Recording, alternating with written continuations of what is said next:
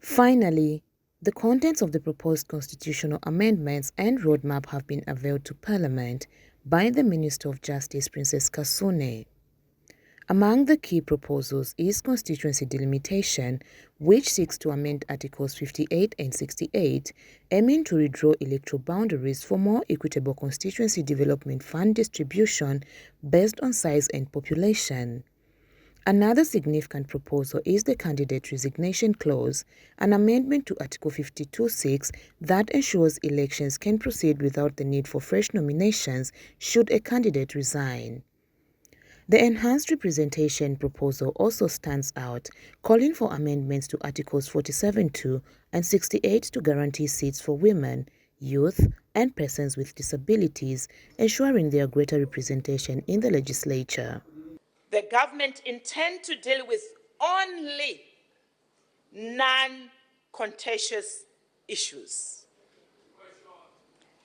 Only so as to address the lacunae or the gaps identified in the Constitution. The identified non-contentious issues shall then be published in the Gazette for 30 days before the introduction of the bill for first reading in the National Assembly.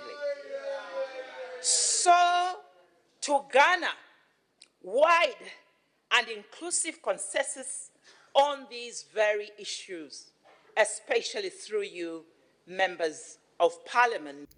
After the ministerial statement, the initial stages of questions were almost curtailed by the Speaker. What has been brought in this House is what contained in Bill 10.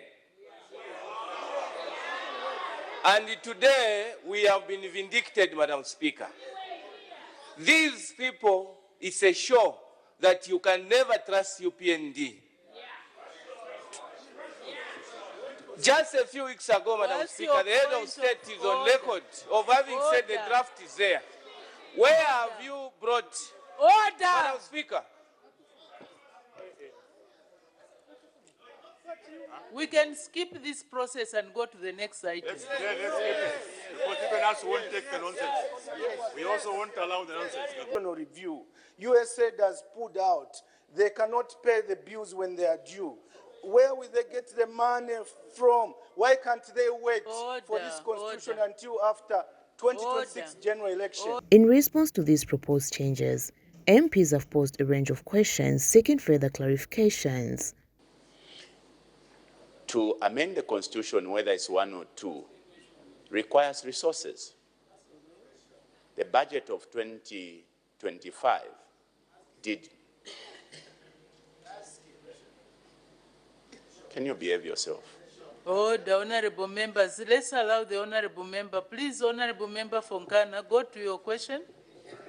The budget of 2025 did not provide a line to support the amendment of the Constitution. Where are you going to draw resources? I've looked at some of these issues which are being proposed, and they're non-contentious. There are issues which will help us because law is dynamic. It shouldn't be repugnant. Madam Speaker, I just wanted to find out from the Minister of Justice on how, because I think the major issues on our stakeholders, our people from the constituencies, which my honorable colleague from Wense has asked, is there any proviso for time so that we can find ways and means to consult our people? There is no proposal, honorable colleagues, hear it from the horse's mouth, of the president's tenure to move from 5 years to 7 years. None of it, honorable colleagues.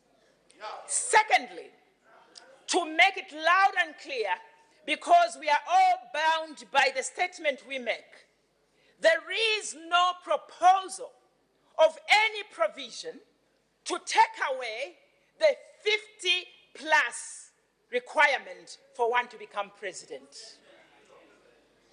It is the statement which will be public to all of you, honorable colleagues. I just wanted to sink in so that those naysayers may know that they were adding things that do not exist. So there is no draft out there. 9 processes are expected to be followed. It is expected that by 22 April, Electoral Reform Committee report on delimitation of constituencies by elections and women, youth and differently abled participation. 23 April, the Ministry of Justice will begin drafting the bill, while on 24th June, the bill will be introduced to Parliament, and by 25th July, the bill will be presented for the third reading. In the recent days, voices have grown louder opposing the amendments, but clearly, the process is going ahead. Victoria Kayeye, Yambani, Diamond News.